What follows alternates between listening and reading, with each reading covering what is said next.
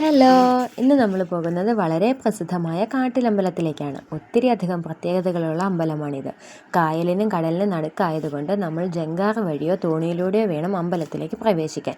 നമ്മൾ എപ്പോഴും ജങ്കാറ് വഴിയാണ് പോകാറ്. അതിൻ്റെ അപ്പുറത്ത് തീരദേശ റോഡിലൂടെ വന്നു കഴിഞ്ഞാൽ നമുക്ക് കടത്തിറങ്ങാതെയും ഇവിടെ എത്താം. സാധാരണ നമ്മൾ എപ്പോൾ വന്നാലും ഇവിടെ ഭയങ്കര ഒരു തിരക്ക് കാണുന്നതാണ് കേട്ടോ. ഇന്ന് അധികം ക്യൂവിൽ നിൽക്കാതെ തന്നെ നമുക്ക് വഴിപാട് രസീത് എഴുതിക്കാനും തൊഴാനും ഒക്കെ പറ്റി. ഇവിടെ ഇതേപോലെ ആളൊഴിഞ്ഞ് ഞാനിത് ആദ്യമായാണ് കാണുന്നത്. എപ്പോൾ വന്നാലും ക്യൂവിൽ നിന്ന് മരിക്കാറാണ് പതിവ്. സാധാരണ അമ്പലത്തിലൊക്കെ ഒരൊറ്റ വഴിപാട് കൗണ്ടറല്ലേ ഉള്ളൂ. ഇവിടെ നമുക്ക് കിട്ടുന്ന ട്രേയുടെ കളർ അനുസരിച്ചാണ്.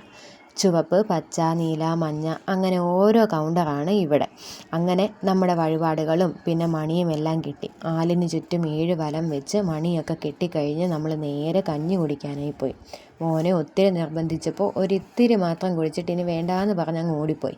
പിന്നെ നമ്മൾ അമ്പലത്തിൻ്റെ പുറകുവശത്ത് കടലിലൊക്കെ പോയി. ഇന്ന് വാവ് ദിവസം ആയതുകൊണ്ട് തന്നെ അവിടെ ഭയങ്കര തിരക്കുണ്ടായിരുന്നു.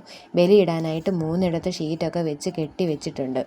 പിന്നെ അച്ഛനും മോനും കുറച്ച് നേരം വെള്ളത്തിലൊക്കെ കളിച്ച് കഴിഞ്ഞ് ഞങ്ങളിങ്ങ് പോന്നു. മെയിൻ റോഡിൽ നിന്ന് 2 കിലോമീറ്റർ ഉള്ളിലേക്കാണ് നമ്മുടെ ഈ അമ്പലം. അതുകൊണ്ട് തന്നെ നമുക്ക് ബസ് സൗകര്യമൊക്കെ അവിടെ ലഭ്യമാണ്.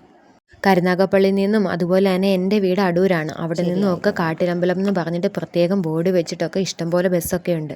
അപ്പോൾ ഇന്നത്തെ വീഡിയോ ഇത്രയേ ഉള്ളൂ. Okay, tata bye bye, see you. പിന്നെ സബ്സ്ക്രൈബ് ചെയ്യാത്തവരൊന്ന് സബ്സ്ക്രൈബ് കൂടി ചെയ്യണേ.